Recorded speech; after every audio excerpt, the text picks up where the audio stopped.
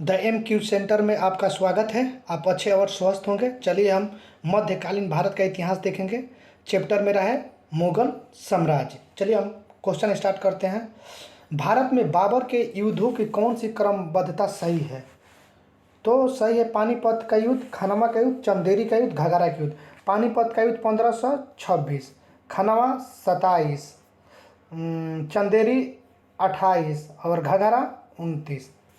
भारत में बाबर के युद्धों की कौन सी क्रमबद्धता सही है? पानीपत का युद्ध, खनवा का युद्ध, चंदेरी का युद्ध, घाघरा का युद्ध।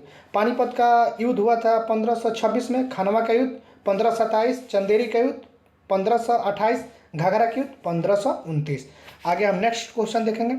खनवा के युद्ध में बाबर के हाथों कौन पराजित हुआ था? तो राणा संग्राम सिंह यानी राणा कुंभा, इन्हीं को बोलते हैं राणा संग्राम सिंह या राणा कुंभा। खनवा के युद्ध में बाबर के हाथों से कौन पराजित हुआ था? तो राणा संग्राम सिंह। नेक्स्ट क्वेश्चन, बाबरनामा की रचना किस भाषा में हुई थी? तो बाबरनामा की रचना तुर्की में। बाबरनामा की रचना किस भाषा में? तो तुर्की में। नेक्स्ट क्वेश्चन आइए हम देखेंगे। हुमायूं द्वारा लड़े गए 4 प्रमुख युद्धों का तिथि अनुसार सही क्रम अंकित करें। युद्ध स्थलों के नाम से नीचे अंकित है। देवरा का युद्ध हुआ था पहले, उसके बाद चौसा का, उसके बाद कनौज का, उसके बाद सरहिंद का। हुमायूं द्वारा लड़े गए 4 प्रमुख युद्धों का तिथि अनुसार सही क्रम अंकित करें। युद्ध स्थलों के नाम नीचे अंकित करें। देवरा का युद्ध 1531 में हुआ था, चौसा 1539, कनौज या बेलग्राम 1540 और सरहिंद का 1755। सरहिंद 1700 नहीं 1555। चलिए, हुमायूं द्वारा लड़े गए 4 प्रमुख युद्धों को तिथि अनुसार सही क्रम अंकित करें। चलिए, पहला युद्ध है देवरा का युद्ध 1531, चौसा का 1539, कनौज का 1540, सरहिंद का 1555। नेक्स्ट क्वेश्चन, हुमायूंनामा की रचना किसने की? गुलबदन बेगम। हुमायूंनामा की रचना गुलबदन बेगम। नेक्स्ट क्वेश्चन, हुमायूं ने चुनार दुर्ग पर प्रथम बार आक्रमण कब किया था? तो 1532 में। हुमायूं ने चुनार दुर्ग पर प्रथम बार आक्रमण कब किया था? 1531 में। नेक्स्ट क्वेश्चन, हुमायूं का मकबरा कहाँ है स्थित है? तो दिल्ली में। हुमायूं का मकबरा कहाँ स्थित है? दिल्ली। नेक्स्ट क्वेश्चन, 26 जून 1539 को शेर शाह और हुमायूं के बीच कौन सा युद्ध लड़ा गया था? तो चौसा का युद्ध। 26 जून 1539 को शेर शाह और हुमायूं के बीच कौन सा युद्ध लड़ा गया था? तो चौसा का युद्ध। नेक्स्ट क्वेश्चन, निम्नलिखित में से किस सुल्तान ने पहले हजरत आला की उपाधि अपनाई और बाद में सुल्तान? किसने अपनाई थी? तो शेर शाह सूरी ने। पहले हजरत आलम, उसके बाद सुल्तान की उपाधि धारण किसने किया था? तो शेर शाह सूरी। नेक्स्ट क्वेश्चन, इन शासकों में से किसने अपनी सैन्य टुकड़ियों को 200, 205 एवं 500 की इकाइयों में विभाजित किया था? तो इस्लाम शाह। इनमें से शासकों में से किसने अपनी सैन्य टुकड़ियों को 200, 250 एवं 500 की इकाइयों में विभाजित किया था? तो इस्लाम शाह। आगे देखेंगे, मध्यकालीन बिहार में बुनियादी प्रशासनिक इकाई के रूप में परगना को किसने विकसित किया था? तो शेर शाह सूरी। मध्यकालीन बिहार में बुनियादी प्रशासनिक इकाई के रूप में परगना को किसने विकसित किया? शेर शाह सूरी। नेक्स्ट क्वेश्चन, किसी भी सरकार ने नहीं और अंग्रेजों ने भी नहीं जितना कि इस पठन में काफ़ी बुद्धिमत्ता का परिचय दिया है। शेर शाह सूरी के बारे में ये शब्द किसने लिखे हैं? तो एच.जी. कीन। किसी भी सरकार ने नहीं और अंग्रेज ने भी नहीं जिनका इस पाठ ने काफ़ी बुद्धिमत्ता का परिचय दिया है। शेर शाह सूरी के बारे में यह शब्द किसने लिखे? एच.जी. कीन। नेक्स्ट क्वेश्चन आगे देखेंगे। प्राचीन एकीकरण के बाद वह मध्य पूर्व और पश्चिमी एशिया को एक करना चाहता था, जो एक विश्व साम्राज्य की स्थापना की ओर एक महत्वपूर्ण कदम था। आर.पी. त्रिपाठी ने मुगल कालीन भारत के किसी सम्राट के बारे में वह लिखा है। वो सम्राट है शेर शाह सूरी। भारत के एकीकरण के बाद वह मध्य पूर्व और पश्चिमी एशिया को एक करना चाहता था, जो एक विश्व साम्राज्य की स्थापना की और एक महत्वपूर्ण कदम था। आरपी त्रिपाठी ने मुगल कालीन भारत के किस सम्राट के बारे में वह लिखा था? शेरशाह सूरी। नेक्स्ट क्वेश्चन आ जाइए, आगे हम देखेंगे। 1529 में किसने दक्षिण बिहार पर आक्रमण किया लेकिन शेर खां द्वारा परास्त किया गया? तो इनमें से कोई नहीं। 1529 में किसने दक्षिण बिहार पर आक्रमण किया लेकिन शेर खां के द्वारा परास्त किया गया? इनमें से कोई नहीं। नेक्स्ट क्वेश्चन हम देखेंगे आगे। कश्मीर घाटी के अंतिम मुगल शासक यूसुफ शाह चक, जिन्हें मुगल सम्राट अकबर द्वारा बिहार में निर्वासित किया गया था, उनका दफन है नालंदा में। कश्मीर घाटी के अंतिम मुस्लिम शासक यूसुफ शाह चक, जिन्हें मुगल सम्राट अकबर द्वारा बिहार में निर्वासित किया गया था, दफन है उनका नालंदा में। Next question. निम्नलिखित में से किस राजवंश द्वारा मनसबदारी प्रथा का आविष्कार किया गया? तो मुगल वंश। मनसबदारी प्रथा का आविष्कार किसने किया था? अकबर। निम्नलिखित में से किस राजवंश द्वारा मनसबदारी प्रथा का आविष्कार किया गया था? तो मुगल वंश। Next question. मध्यकालीन भारत में मनसबदारी व्यवस्था क्यों लागू की गई थी? तो सैनिकों की सुगमता से भर्ती हेतु। मध्यकालीन भारत में मनसबदारी व्यवस्था क्यों लागू की गई? सैनिकों की सुगमता की भर्ती के लिए। नेक्स्ट क्वेश्चन हम देखेंगे आगे। अकबरनामा कितने खंडों में है? तो 3 खंडों में। अकबरनामा कितने खंडों में है? 3 खंडों में। Next question. राजनामा किस हिंदी ग्रंथ का फारसी अनुवाद है? तो महाभारत का। राजनामा किस हिंदी ग्रंथ का फारसी अनुवाद है? तो महाभारत का। नेक्स्ट क्वेश्चन हम देखेंगे। मध्यकाल में किस वंश की पारिवारिक उपाधि मिर्जा थी? तो मुगल वंश की। मध्यकाल में किस वंश की पारिवारिक उपाधि मिर्जा थी? तो मुगल वंश। Next question. पद्मावत किसने लिखा है? तो मलिक मोहम्मद जयसी। पद्मावत की रचना किसने की है? तो मलिक मोहम्मद जयसी। Next question. आईने अकबरी किसके द्वारा लिखी गई थी? तो अबुल फजल। आईने अकबरी किसके द्वारा लिखी गई है? अबुल फजल। Next question. अकबर के दरबार में कौन सा सुप्रसिद्ध चित्रकार था? तो अब्दु असमद। अकबर के दरबार में कौन सा सुप्रसिद्ध चित्रकार था? तो Abdu Asmad. Next question.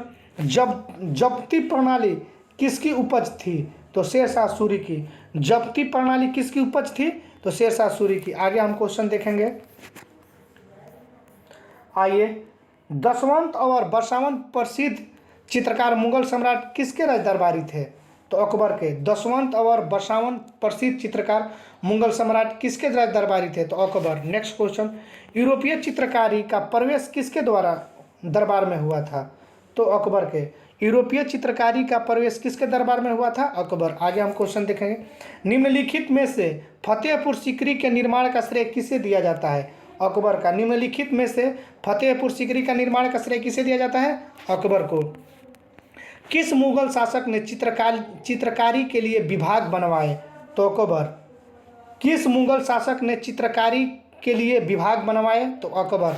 Next question. 1582 में अकबर ने दीन ए इलाही लागू किया था, जो व्यवहार संहिता है। 1582 में अकबर ने दीन ए इलाही लागू किया था, जो व्यवहार संहिता है। Next question. मुगल प्रशासन में मदद ए मांसा इंगित करता है। मुगल प्रशासन में मदद ए मांस इंगित करता है। मुगल प्रशासन में मदद ए मांस इंगित करता है। विद्वानों को दी जाने वाली राजस्व मुक्त अनुदत्त भूमि। विद्वानों को दी जाने वाली राजस्व की मुक्त अनुदत्त भूमि। Next question. निम्नलिखित में से किस मुस्लिम शासक ने तीर्थ यात्रा कर समाप्त कर दिया था? तो अकबर ने। निम्नलिखित में से किस मुसलमान शासक ने तीर्थ यात्रा कर को समाप्त कर दिया था? तो अकबर ने। Next question. भारत में किसके शासन में इंग्लिश ईस्ट इंडिया कंपनी का गठन हुआ था? तो अकबर के शासनकाल में। भारत में किसके शासनकाल में इंग्लिश ईस्ट इंडिया कंपनी का गठन हुआ था? तो अकबर। Next question. सन 1582 ईस्वी में दीन ए इलाही लागू किया गया था अकबर द्वारा। सन 1582 में दीन ए इलाही लागू किया गया था अकबर द्वारा। Next question.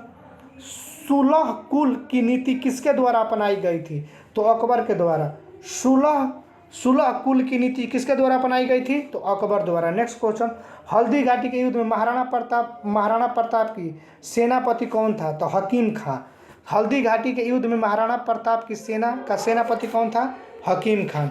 नेक्स्ट क्वेश्चन हम देखेंगे, आगे आ जाइए।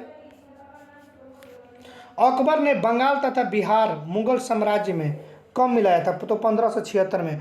अकबर ने बंगाल तथा बिहार को मुगल साम्राज्य में मिलाया 1576 में। यह कथन किसका है कि अकबर के शासन में इलाहाबाद में 40 स्तंभ युक्त मंजिल के निर्माण में 5000 से 20,000 लोगों ने 40 साल तक काम किया? तो कौन? William Finch. यह कथन किसका है कि अकबर के शासनकाल में इलाहाबाद में 40 स्तंभ युक्त मंजिल के निर्माण में 5000 से 20,000 लोगों ने 40 साल तक काम किया? तो William Finch. Next question, Akbar के राज्य के समय बिहार कितने सरकारों में बटा हुआ था?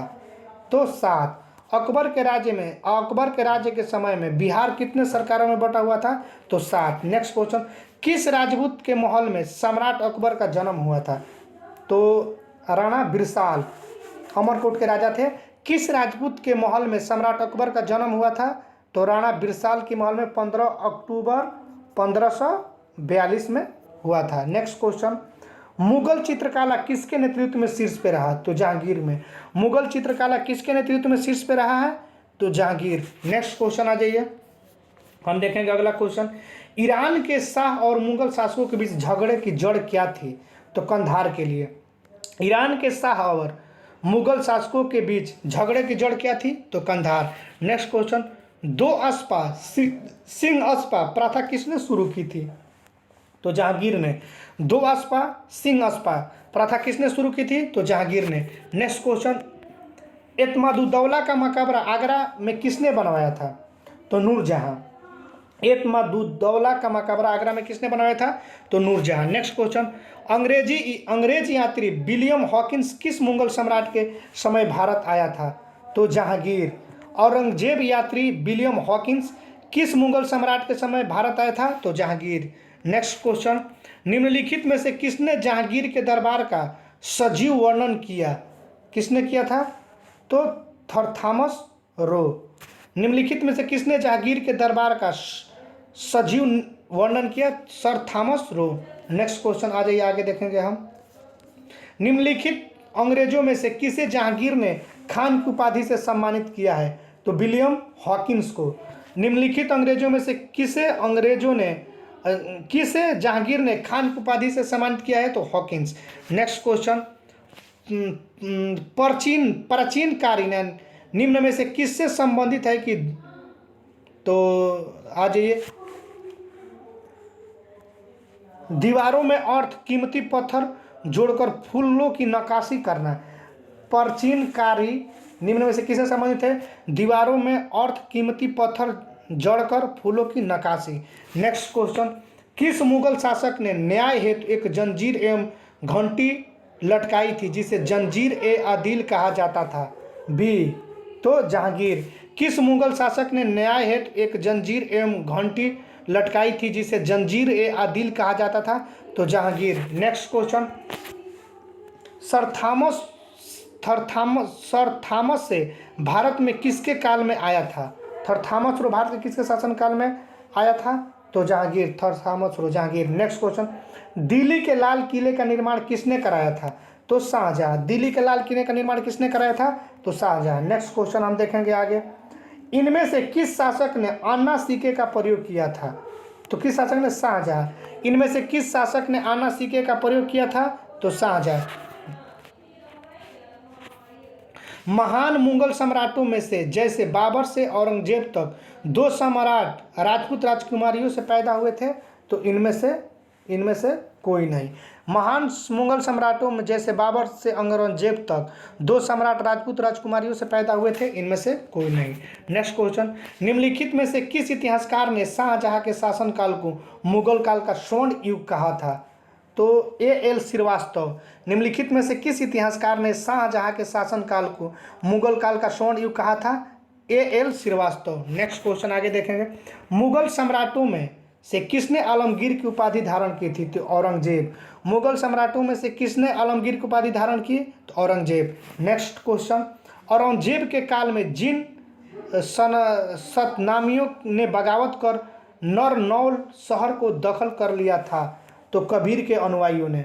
औरंगजेब के काल में जिन सनातनामियों ने बगावत कर नौल शहर को दखल कर लिया था कबीर के अनुयायियों। नेक्स्ट क्वेश्चन हम देखेंगे आगे। इनमें से किस शासक ने सबसे अधिक समय तक शासन किया है? तो औरंगजेब।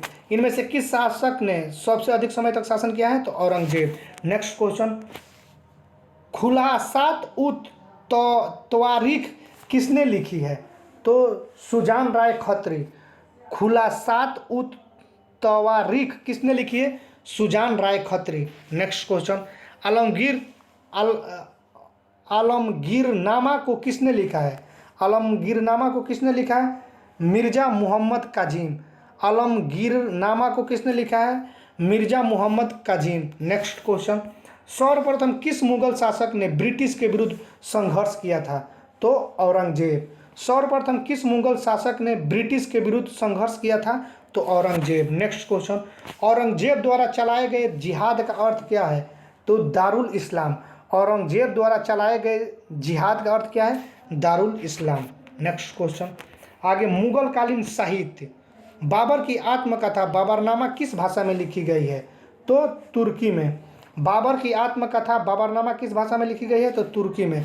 नेक्स्ट क्वेश्चन, मध्यकाल में लिखे गए महाकाव्य पद्मावत के लेखक कौन है? मलिक मोहम्मद जैसी।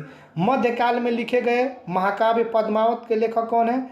मलिक मोहम्मद जैसी। नेक्स्ट क्वेश्चन, आईने अकबरी किसने लिखी थी? यह 16वीं शताब्दी का विस्तृत दस्तावेज है जिसमें सम्राट अकबर के अधीन मुगल साम्राज्य की प्रशासन व्यवस्था विस्तृत वर्णन किया गया है। तो अबुल फजल। आईने अकबरी किसने लिखी थी? यह 16वीं शताब्दी का विस्तृत दस्तावेज है जिसमें सम्राट अकबर के अधीन मुगल साम्राज्य की प्रशासन व्यवस्था विस्तृत वर्णन किया गया है। तो अबुल फजल। नेक्स्ट क्वेश्चन आ जाइए। नेक्स्ट क्वेश्चन है, हुमायूंनामा किसके द्वारा लिखी गई है? तो गुलबदन बेगम। हुमायूंनामा किसके द्वारा लिखी गई है? गुलबदन बेगम। नेक्स्ट क्वेश्चन, अली कुली सलीम और अबू तालिब कलीम शासनकाल के दौरान महत्वपूर्ण कवि थे।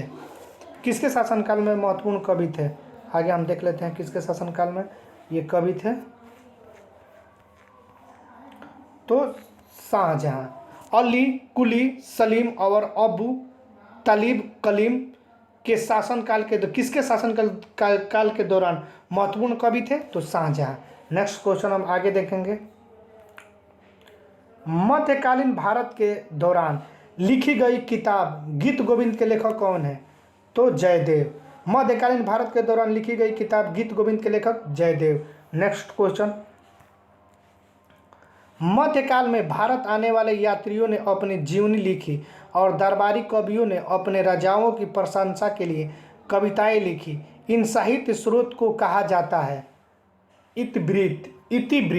मध्यकाल में भारत आने वाले यात्रियों ने अपने जीवनी लिखी है और दरबारी कवियों ने अपने राजाओं की प्रशंसा के लिए कविताएं लिखी। इन साहित्य स्रोत को कहा जाता है इतिवृत्त। चलिए, इससे पहले हम प्राचीन भारत का इतिहास पढ़ा चुके हैं जो प्ले लिस्ट में है। मेरा भूगोल भी चल रहा है, वो भी प्ले लिस्ट में है। अब ये मेरा मध्यकालीन भारत का इतिहास, इसका भी आज हम प्ले लिस्ट बना देंगे। आप वीडियो को पूर्ण रूप से देखें और वेरी वेरी इंपॉर्टेंट कंटेंट है। SSC GD, UP police, Bihar police, Bihar SSC, Bihar SI, all competitive exam के लिए मध्यकालीन भारत का इतिहास है। आप लोग अच्छे से वीडियो को देखिए और मेरा चैनल लाइक, कमेंट, शेयर और सब्सक्राइब कीजिए और कमेंट में बताइए कैसा वीडियो है और हम अच्छा कंटेंट तैयार करेंगे। Thank you.